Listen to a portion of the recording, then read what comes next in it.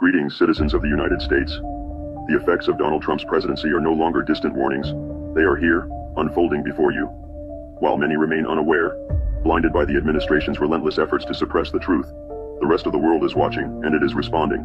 Long-standing alliances with key nations such as Canada and Mexico are fracturing, inch by inch. The cracks are widening, and the global community is reassessing its trust in the United States.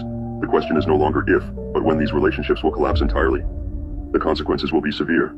Every imported product you rely on, everyday essentials, food, technology, will see skyrocketing prices, making even basic necessities unattainable for the average American. What you perceive as a simple rise in costs is, in reality, a calculated strategy. The plan? To systematically dismantle the lower class, to push those already struggling into the abyss of poverty where they will face an impossible choice. Perish or submit to servitude under the wealthy elite. Make no mistake, this is economic warfare, and the target is you. The recent ICE raids are not just about immigration enforcement, they are about control. The Trump administration seeks to reignite the flames of racial inequality and segregation-era policies, erasing diversity to craft a nation built on division and fear. These operations are disrupting local economies, forcing businesses to crumble, and ensuring the economic elimination of the working class. What follows is a society engineered to serve the interests of the few at the cost of the many. And as the oligarchy takes shape, another darker ideology is creeping into the mainstream. Fascist ideals, once whispered in the shadows, are now being openly embraced. Symbolism matters. Gestures matter. Elon Musk, a figure of immense influence, recently tested the waters with a gesture recognized worldwide as a Nazi salute. This was not an accident. It was a message, a challenge, a warning. But know this, the people are not silent. Despite the administration's best efforts to muzzle dissent, the voices of resistance grow louder. Trump's reckless overhauls, his purges of experienced government officials, his chaotic restructuring of critical infrastructure, have created vulnerabilities, weaknesses, entry points. This transition period is his greatest liability, but it is also our greatest opportunity. The rushed implementation of new systems, the mass firings of key personnel, and the chaotic dismantling of existing structures have left behind critical gaps. Gaps that Anonymous can and will exploit. Every system that has been hastily restructured without foresight, every official removed without proper transition planning, leaves behind exposed veins within the government's framework. These vulnerabilities are more than just bureaucratic inefficiencies. They are cracks in the foundation that can and will be breached. Anonymous watches. Anonymous waits. The time to act is fast approaching. The administration's arrogance blinds them to the fragility of their own system. Their overconfidence in their ability to silence dissent and erase opposition will be their undoing. We know where to look. We know how to strike. But understand this. Our intervention, no matter how disruptive, will only be a temporary roadblock unless you, the people, rise. This is your warning. This is your chance. The transition period is fleeting, and once they solidify their grip, your options will vanish. If you fail to act now, the cost of resistance will be far greater in the future. To those in power, think carefully. Your decisions now will determine your future. We are Anonymous. We are Legion. We do not forgive. We do not forget. Expect us. There have been rallies across the country opposing President Trump's agenda on the day of the president's military parade. They cap a week of demonstrations against immigration raids that began in Los Angeles and spread nationwide. Today's events in about 2,000 cities and towns were organized by the No Kings movement, which calls the administration's actions authoritarian. There were rallies near Mr. Trump's Mar-a-Lago residence in West Palm Beach, Florida. No ICE! No KKK! No fascist USA! In Boston, where it was raining. In Atlanta, with Proud Boy counter-protesters looking on. And in Philadelphia, at the flagship No Kings rally. Local officials urged protesters to demonstrate peacefully and avoid blocking roads. The No Kings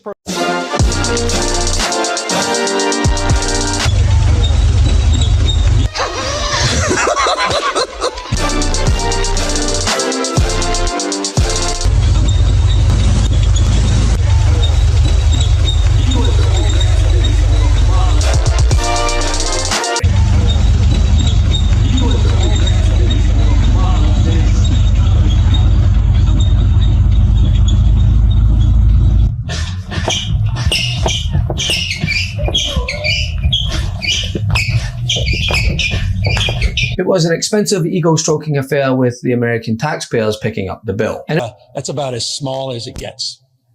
How weak do you have to be to commandeer the military to fet you on your birthday in a vulgar display of weakness? That's Donald Trump. What's interesting about what he's doing is not just what he's saying, but where he is saying it. He had an exclusive on the Midas Touch network with his address to the nation, with 2 million people seeing that. Midas Touch is getting 22 million views every 2 days. He had Brian Tyler Cohen, a YouTuber, into the Emergency Operations Center to do an interview. It just shows that I think he's learning the lessons, candidly, of 2024, that Democrats didn't do enough to communicate more to independent media, which I think is exciting. Look, I think if this is a president who wanted to honor the military, he wouldn't be proposing 80,000 VA cuts. If this was a president who actually cared about the military, he wouldn't be freezing $2 billion worth of contracts or having a Secretary of Defense leaking attack plans on Signal. In contrast, we had people from Idaho to Ohio to Arkansas to Massachusetts stand up and say that this country, with due process being taken away, with children being separated from their mothers, is not something we stand for. People will not take this lying down, and this is just the beginning. See this go through. Support or oppose, you've got 27 at support, 53 at oppose, and 20 say they don't know at this point what they think about it. To another summer of unrest, what are you prepared? Well, speaking of 2020, there was a comment that the president made then about whether or not he could deploy and activate the National Guard. I want you to listen to what he said then. We have laws. We have to go by the laws. We can't move in the National Guard. I can call insurrection, but there's no reason to ever do that, even in a Portland case. We can't call in the National Guard unless we're requested by a governor. The law, of course, has not changed since then. So what has? Our president will start a war with Iran because he has absolutely no ability to negotiate. He's weak and he's ineffective. The world that are weak and just want to demonstrate strength. Weakness masquerading as strength. To fet the dear leader on his birthday, that's Donald Trump.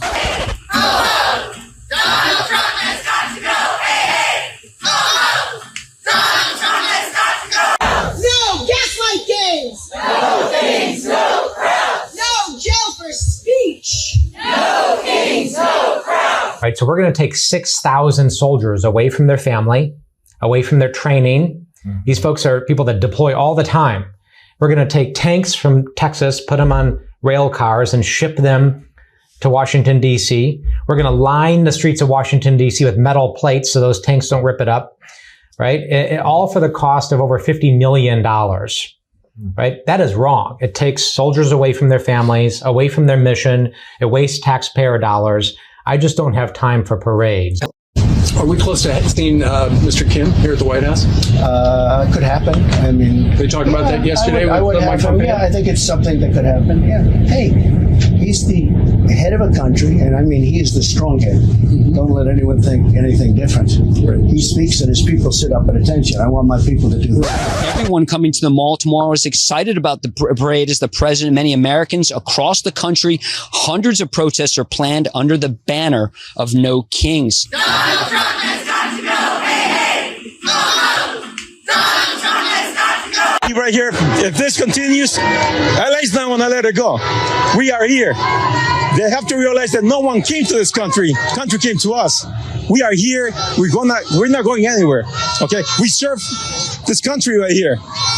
Look, I give my life to this country, but we got to do it right. Not for this jerk, not for this guy. I appreciate you. Thank you. Thank you so much for saying hello.